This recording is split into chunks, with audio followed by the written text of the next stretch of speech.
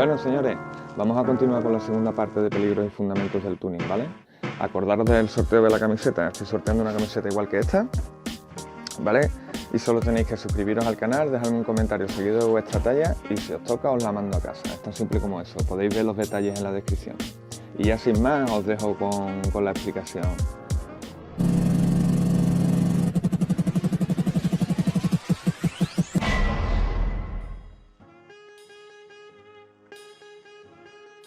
Esto es el tuning, ¿vale? Muy bien. Peligros del tuning. Este proceso es extremadamente delicado, tanto la sincronización de los acontecimientos como la dosificación de combustible y la energía de activación.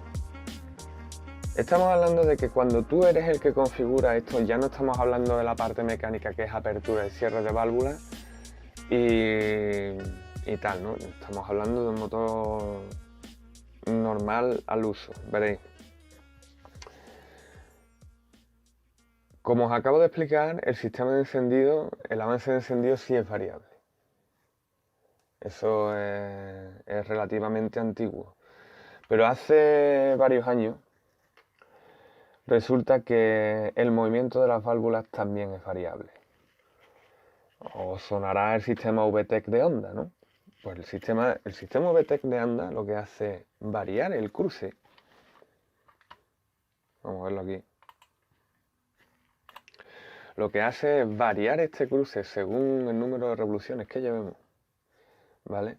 Y no solo te varía el cruce, te varía el alzado. O sea, la carrera de la válvula te la puede abrir más también, según las revoluciones. Es una paranoia del 15, pero darse cuenta, por eso zumban tantísimo los VTS, a mí en el circuito me pegan cada pasón que te cagas.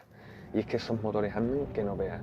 Y el secreto de esos motores está aquí, en que ellos varían, ellos son capaces de variar el movimiento de las válvulas, los tiempos de apertura y de cierre y también la carrera, o sea, el alzado de las válvulas, son capaces de variarlo de forma sincronizada y ahí ganan una potencia impresionante. Aparte, tienen su avance de encendido, como todos los coches. ¿Vale? El sistema de alteración del cruce de válvulas, o sea, alterar el tiempo de apertura y cierre de válvulas, es un sistema que está instaurado en casi todas las marcas. Mercedes tiene su sistema, BMW tiene el suyo que se llama Vanos, creo. Honda con el VTEC o VTEC, como lo llaman los hermanos de Sudamérica. La historia es que este coche no lo tiene, ahí no me voy a meter, simplemente que sepáis que está. Vamos a centrarnos en las cosas que nosotros podemos variar y con las que tenemos que tener mucho cuidado, ¿vale? Veréis, vamos a empezar con una cosa que en principio a la gente que está como yo con OnlyFuel no le interesa, porque el tema del encendido lo sigue gestionando el coche con su sistema original. Entonces, pues simplemente tenéis que saber que si vais a controlar el encendido, el momento de ignición siempre lo tenéis que activar de forma que la deflagración, la onda expansiva, empieza a empujar el pistón hacia abajo cuando éste se encuentra justo en el PMS, en el punto máximo superior, y a partir de ahí que empieza a recibir potencia de la deflagración de la mezcla, ¿vale? ¿Qué es lo que estamos buscando nosotros cuando activamos la energía, cuando damos la energía de activación, o sea, cuando le damos a la chispa? Estamos buscando acercarnos al PMS lo máximo posible, ¿vale? Si fuera, vamos, en el momento que llega el PMS ahí empieza a empujar para abajo. Ni un microsegundo antes, ni un milisegundo antes. ¿Por qué? Porque entonces entramos en lo que se llama el picado de biela, que es el primer peligro a tener en cuenta cuando tú estás tocando en el tuning. El picado de biela se le llama a que cuando el pistón está aún en movimiento ascendente, o sea, está intentando alcanzar el PMS, recibe la onda expansiva de la deflagración, que es lo que le da potencia. Entonces el pistón está subiendo y cuando no ha terminado de subir ya recibe la hostia de la explosión. Eso es lo que se llama picado de biela. Eso, imaginarse ahí la que se lía. O sea, el pistón va para arriba, que se las pela, y cuando todavía está hacia arriba, recibe el golpe hacia abajo. Eso a la biela, ¡fua!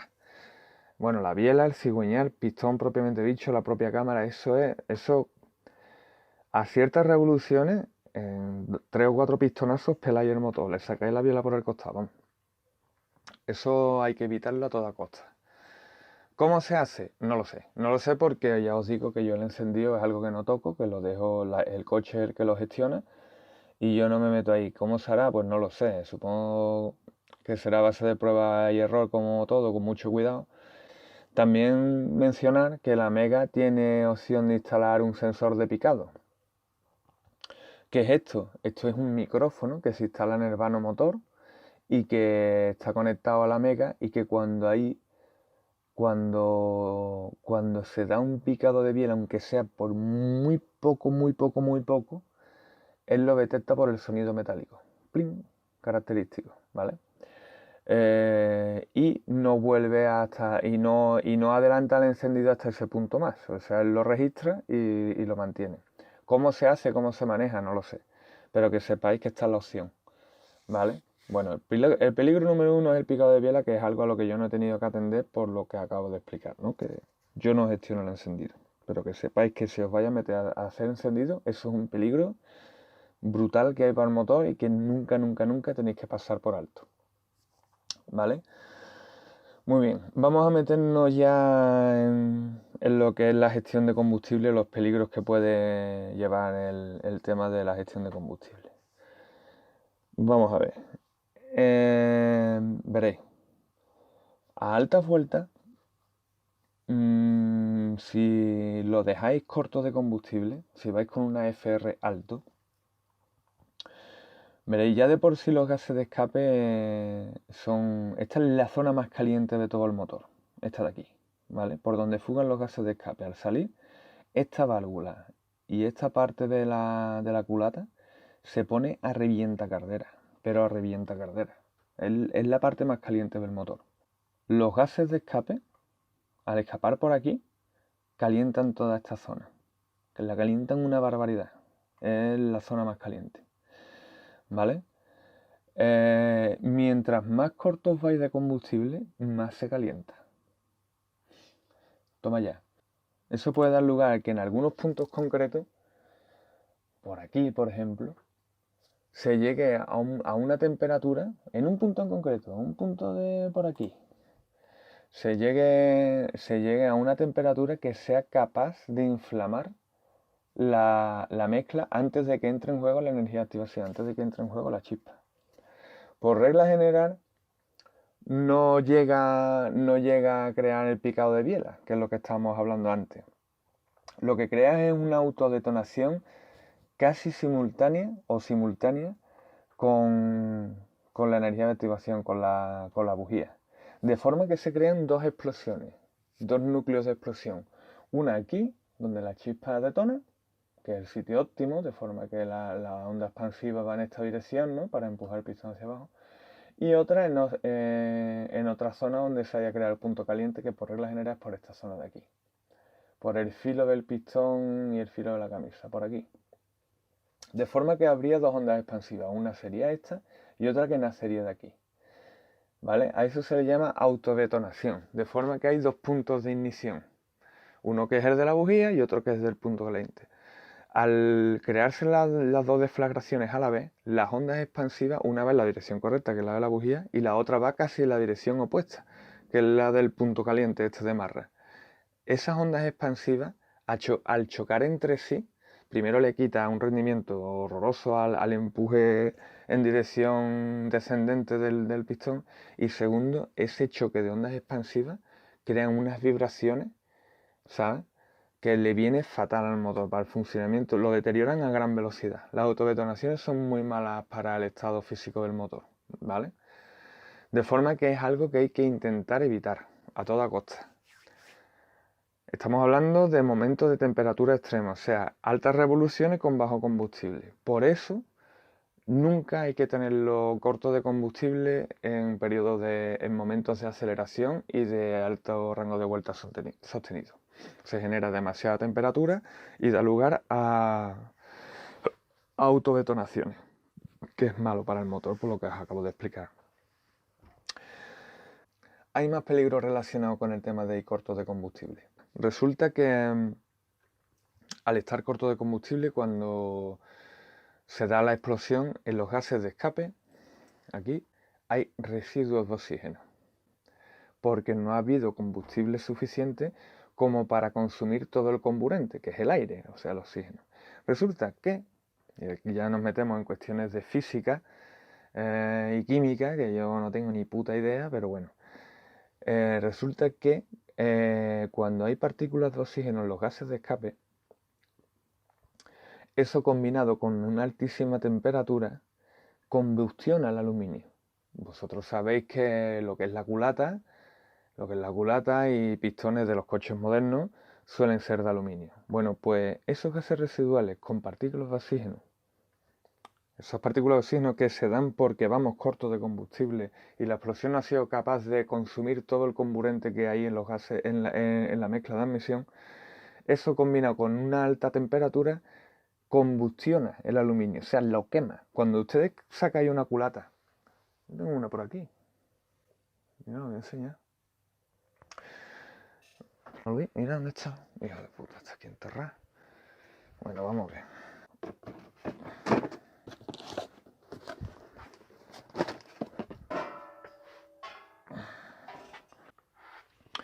Veréis, aquí en esta culata el problema no fue una dosificación de combustible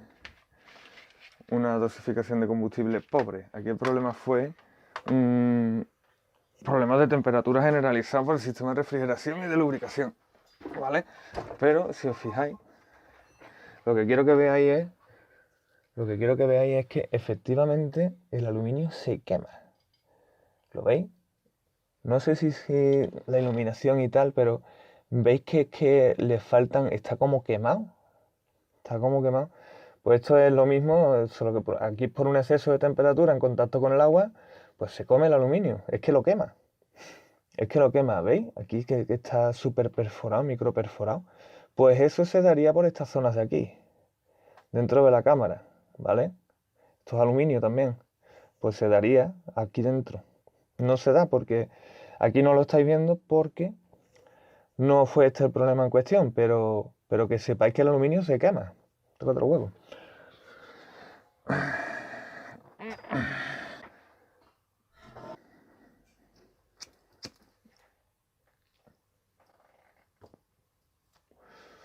Pues un exceso de temperatura combinado con unos gases de escape ricos en oxígeno, pues lo deterioráis. Deterioráis el motor a una velocidad que te caga. Vamos, que os podéis pelar el motor en pocos kilómetros. Hombre, ya dependiendo de lo corto que lo llevéis, ¿vale? Aquí la pregunta que os estará surgiendo a la mayoría es: hostia, Luis, pues lo llevas rico y ya está, aunque gaste un poco más, pues ya está, vamos a ver.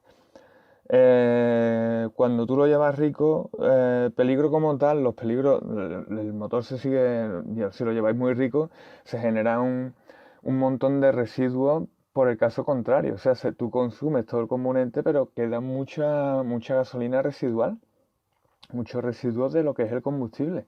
Eso genera un montón de carbonilla de esta negra chunga. Eso es malo para los asientos y es malo para todo, ¿no? Y otra cosa que hay que tener en cuenta, que es casi la número 1 de la lista, justo después de la seguridad, que es el rendimiento. La explosión va a ser mucho más pobre, va a tener mucho más fuerza, vamos a tener menos potencia, va a ser más lenta, es una catástrofe desde el punto de vista del rendimiento. Es que no vale un duro. Si vas muy alto de combustible, no funciona bien el motor. Entonces, ¿cuál es la norma? La norma es, cuando estamos en aceleración y en altas vueltas, tenemos que buscar una FR bajo. O sea, tenemos que tener una mezcla rica. ¿Para qué? Para garantizar que estamos eliminando todo el oxígeno de la mezcla. Y además estamos previniendo las autodetonaciones, porque estamos manteniendo la temperatura contenida. Entonces, nos mantenemos por debajo de la línea de peligro, digamos. O sea que en aceleración y altas revoluciones sostenidas estamos buscando una FR siempre por debajo de 14,7, que esté en torno a 13,5 o 14, sin pasarnos porque le restaríamos potencia a la explosión. Entonces tenemos que mantenernos en ese rango, alrededor de 13. Alrededor de 13, de una FR V13 en máxima aceleración y en altas vueltas sostenidas. ¿Vale? Cuando vamos a un régimen de vueltas moderado, o sea, una velocidad de crucero a pedal parcial, 2000 vueltas por ahí, pues ahí sí buscamos el corto de combustible, porque también tenemos que buscar una eficiencia de consumo. O sea, si el coche lo ponemos en este plan siempre, el coche gastaría una barbaridad y que tampoco es lo que buscamos, ¿no? ¿Qué pasa? Que si llevamos un régimen de revoluciones moderado, aunque se genere mucha temperatura en las explosiones, como hay menos explosiones, la temperatura resultante al final es menor. O sea, a pedal parcial en reducciones y cosas así, el coche alto de AFR, corto de combustible. Este es el fundamento principal del tuning en la dosificación de combustible. No hay más. El tema de en qué momento concreto hay que pasar de una mezcla rica a pobre es lo que vamos a ver cuando empecemos a hablar de tuning, que será justo en el próximo vídeo, ¿vale? Esto es solo para que sepáis lo que tenemos entre manos.